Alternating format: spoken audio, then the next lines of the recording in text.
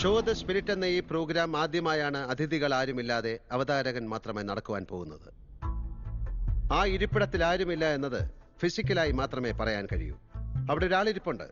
അത് രഘുനന്ദൻ എന്ന ഈ ഞാൻ തന്നെയാണ്. കൺഫെഷൻ എന്ന് വേണമെങ്കിലും ഈ പ്രോഗ്രാമിന് പേര് നൽകാം.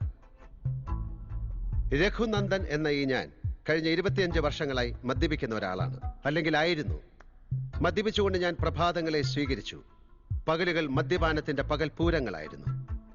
രാത്രികൾ ആർക്കും ശുഭരാത്രി നേരാനില്ലാതെ, ആരിൽ നിന്നും നല്ല സ്വപ്നങ്ങൾ കാണുക എന്ന ആശംസ വാക്കുകൾ കേൾക്കാതെ ഉറക്കത്തിലേക്ക് കാലിടറി വീഴുകയായിരുന്നു പലപ്പോഴും ഞാൻ. ഒടുവിൽ ഒരു നാൾ കടുത്ത പിരിമുറുക്കത്തോടെ തന്നെ ഞാൻ എൻ്റെ അവസാനത്തെ ഡ്രിങ്ക് ഗ്ലാസ് എറിഞ്ഞുടയ്ക്കുകയായിരുന്നു. പതിയെ തെളിഞ്ഞു വന്ന ബോധത്തിന്റെ സൂര്യ വെളിച്ചത്തിൽ എൻ്റെ മുന്നിൽ മണിയൻ എന്നൊരാളുണ്ടായിരുന്നു. മണിയന്റെ ദിനചര്യയിലേക്ക് കണ്ണു നീട്ടിയപ്പോൾ ഞാൻ കണ്ടത് എന്നെ തന്നെയാണ്. 5 വിദേശ ഭാഷകൾ സംസാരിക്കാൻ കഴിയുമെന്ന എൻ്റെ അഹങ്കാരത്തിന് മുന്നിൽ, ഭൂഗോളത്തിൽ കാലുകുത്താൻ ഭൂഖണ്ഡങ്ങളും ദ്വീപുകളും അവശേഷിക്കുന്നില്ല എന്ന് വീമ്പ് പറയുന്ന ഞാനെന്ന സഞ്ചാരിയുടെ മുന്നിൽ, വായിക്കുവാൻ ബാക്കി അച്ചടിക്കപ്പെട്ട വിശ്വസാഹിത്യ കൃതികളൊന്നുമില്ല എന്ന എൻ്റെ ധാർഷ്ട്യത്തിന് മുന്നിൽ മണിയൻ ഒരു അന്യഗ്രഹ ജീവിയെ പോലെ വന്നു നിന്നു. പിന്നെ ഞാൻ തിരിച്ചറിഞ്ഞു, അയാൾ എനിക്കൊട്ടും അപരിചിതനല്ല. അത് ഞാൻ തന്നെയാണ്. ഞാൻ ഒരിക്കലും കണ്ടിട്ടില്ലാത്ത, അറിഞ്ഞിട്ടില്ലാത്ത ഞാൻ. മണിയനോട് ഒരിക്കലും ഞാൻ ചോദ്യങ്ങളൊന്നും തന്നെ ചോദിച്ചിട്ടില്ല. ഉത്തരം മുട്ടിക്കുന്ന ചോദ്യങ്ങൾ ഏത് അയാളെ ട്രാപ്പ് ചെയ്തിട്ടുമില്ല. പകരം എൻ്റെ യുവ സുഹൃത്ത് ബിനോയ് എന്ന ക്യാമറാമാൻ എനിക്ക് വേണ്ടി മണിയന് പുറകെ സഞ്ചരിച്ചു. A day in the life of A chronic alcoholic. ഒരു മുഴുമദ്യപാനിയുടെ ജീവിതത്തിൽ നിന്നും ഒരു ദിവസം. അനേകമായിരം കോടി രൂപയുടെ ലാഭം പ്രതിവർഷം സംസ്ഥാന സർക്കാരിന് നേടിക്കൊടുക്കുന്ന, കേരളത്തിൽ ഇന്ന് പ്രവർത്തിക്കുന്നതിൽ വെച്ച് ഏറ്റവും ലാഭകരമായ ബിസിനസ് സാമ്രാജ്യത്തിന്റെ പെരും ഭണ്ണാരം നിറയ്ക്കുന്നവരിൽ ഒരാൾ. നിങ്ങൾക്കറിയാം അയാളെ, മണിയനെ. അല്ലെങ്കിൽ നിങ്ങളാണ് അയാൾ. നമുക്ക് കാണാം മണിയന്റെ ഒരു ദിവസം.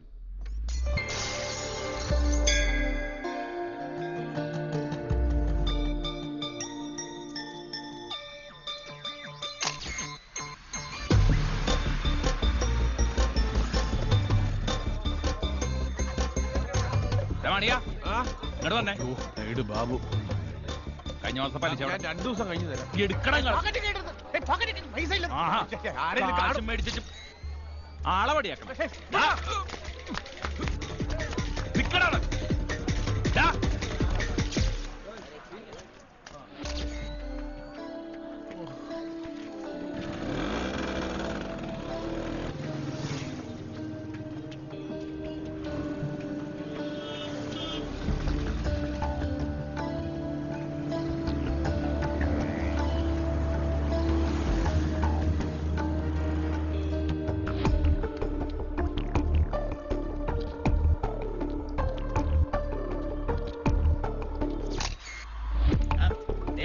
ഇങ്ങോട്ട് ഇറങ്ങണോ?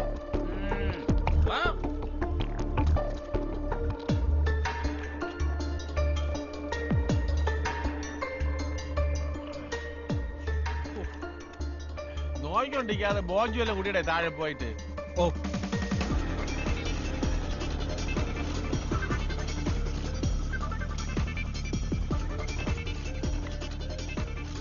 തൽക്കാലം ഇതിരിക്കട്ടെ. അപ്പോ ആക്കിയോ? ബാക്കി നാളെ തരാം.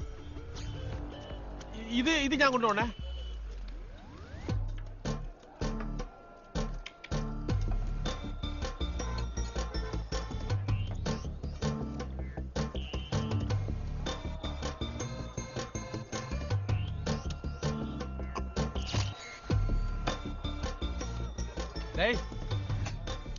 വേണേ വന്നിരുന്ന് കഴിക്ക് കഞ്ഞി. ഞാൻ കഴിച്ചതാ.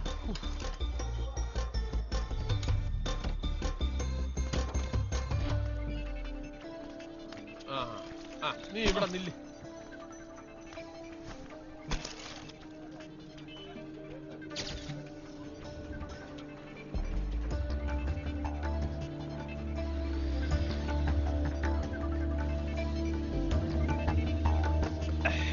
നീ വന്നേ. നീ എന്റെ മക്കളെ കണ്ടിട്ടുണ്ടാ? കണ്ടിട്ടുണ്ട്. ഇളയ 2 പെമ്മക്കളെ എന്നെ പോലെ വെളുത്തല്ലേ ഇരിക്കണേ? അതെ, മേസ്തിരിയുടെ ഒരു ഗ്ലാമർ അവർക്ക് കിട്ടിയിട്ടുണ്ട്. അതൊക്കെ തന്നെ. പക്ഷെ മൂത്തവൻ കറുത്താണ് ഇരിക്കണേ. ശകലമല്ല, കറുത്താണ് ഇരിക്കണേ. അതെങ്ങനെ പറ്റി? ഞാനും വെളുപ്പ്, അവളും വെളുപ്പ്. അതെന്റെ കൊച്ചല്ല തന്നെടേ. 8ാം മാസത്തിലാണ് അവൾ അവനെ പെറ്റിട്ടത്. എന്ന് വെച്ചാ അവൾ എന്റെ വീട്ടിൽ വന്ന് കേറുമ്പോ ആ പയൽ അവളെ വയറ്റിലുണ്ട്. മനസ്സിലായ? നീ എന്ത് ചെയ്യുന്ന അവിടെ? 2 എണ്ണത്തിന് ഞാൻ ഇതി കോർത്തെടുക്കും.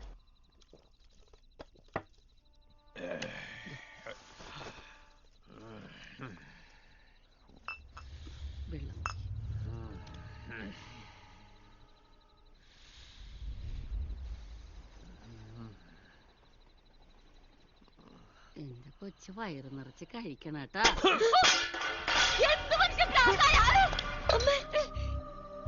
എന്താടി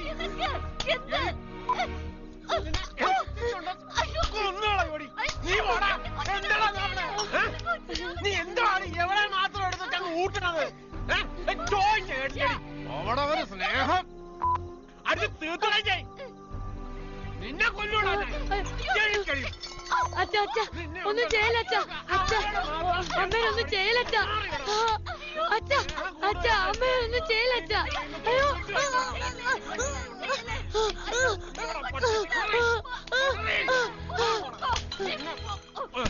നിനക്ക് സ്നേഹം കൂടുതലല്ലേ? നിന്നെ തീർത്തരാടി. നിന്നെ ജീവനോടെ വെച്ചോണ്ടിരിക്കും. ചെറുക്കന്റെ തന്ത ഞാൻ കണ്ടടി. തീർത്ത് തരാ 2ന്.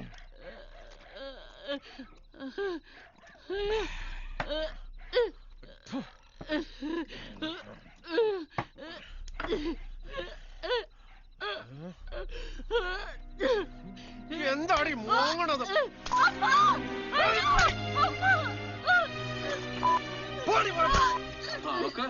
അവക്ക് ചോറെടുത്ത് വെച്ച് ഊട്ടണം.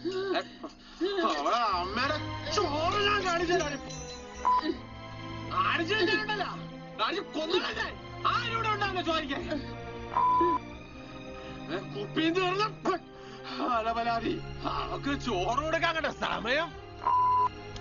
എല്ലാത്തിനും ഉണ്ടല്ലോ, എല്ലാത്തിനും ഞാൻ ആദ്യം പിരിച്ചളയും. ഒരു പാട്ട് ചോദിക്കാൻ വരില്ലടി. ഒരാളിന്റെ വ്യക്തി ജീവിതത്തിലേക്ക് ഒളി ക്യാമറ കണ്ണുകൾ പായിച്ച് അത് അനവധി കോടി ജനതയുടെ മുന്നിൽ പ്രദർശിപ്പിച്ച് പിന്മാറുകയല്ല ഞാൻ ചെയ്യുന്നത്. മണിയൻ എന്ന മനുഷ്യനോട്, അയാളുടെ കുടുംബത്തിനോട് സത്യത്തിൽ ഞാൻ ചെയ്തത് നിലവാരമില്ലാത്ത വില കുറഞ്ഞ അപരാധമാണ് എന്ന് ചിലർക്കെങ്കിലും തോന്നാം.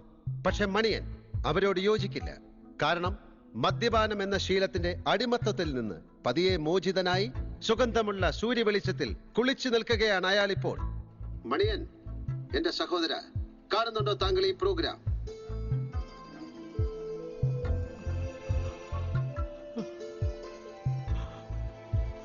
എനിക്കറിയാം ഇത്തിരി നനഞ്ഞ കണ്ണുകളുമായി അയാൾ ഇത് കാണുന്നുണ്ട്. ഒരു പുനരധിവാസ കേന്ദ്രത്തിലാണ് മണിയൻ ഇപ്പോൾ ഉള്ളത്. അദ്ദേഹത്തിന്റെ ഭാര്യ പങ്കജവും കുട്ടികളും മറ്റൊരു ആശ്രയത്തിന്റെ വൻ മരഛായയിലുണ്ട്. നമുക്കതും കാണാം. ഹൗസ് കീപ്പിംഗ് ഇൻചാർജ്, അങ്ങനെയൊക്കെ ആയിരിക്കും പങ്കജത്തിന്റെ ജോലിയുടെ പേര്. ചെയ്യേണ്ട കാര്യങ്ങളെ കുറിച്ചൊക്കെ മീര പറഞ്ഞു തന്നല്ലേ? ഗസ്റ്റ് വരും മുമ്പും പോയ ശേഷവും മുറികൾ വൃത്തിയായി സൂക്ഷിക്കുക. അതിന് സഹായികളൊക്കെ ഉണ്ടാവും കേട്ടോ. അടുത്ത ആഴ്ച ഞങ്ങൾ പോവും അമേരിക്കക്ക്. ശരി കൊച്ചമ്മ. കൊച്ചമ്മന്നൊന്നും വിളിക്കണ്ട, മീര. പിന്നെ കുട്ടികളുടെ കാര്യം, അവരിനി പഠിക്കാൻ പോകുന്നത് ചോയ്സ് സ്കൂളിലാണ്.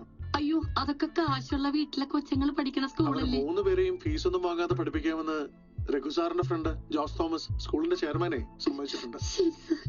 അധികം വൈകാതെ മണിയൻ അവർക്കരികിലേക്ക് എത്തും.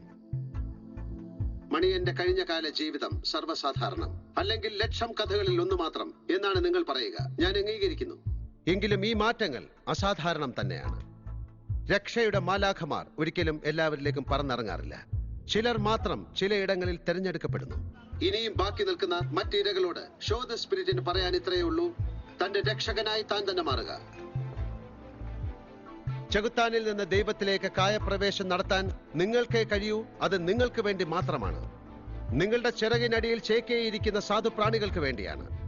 തന്നിൽ നിറയുന്ന, തന്നിൽ നിന്ന് പ്രസരിക്കുന്ന സ്നേഹത്തിനേക്കാൾ ഉന്മാദദായിയായ മറ്റൊരു ലഹരിയും ആരും ഇന്നുവരെ ഒരു കുപ്പിയിലും നിറച്ചിട്ടില്ല. I am Raghunandan, signing off from show the spirit.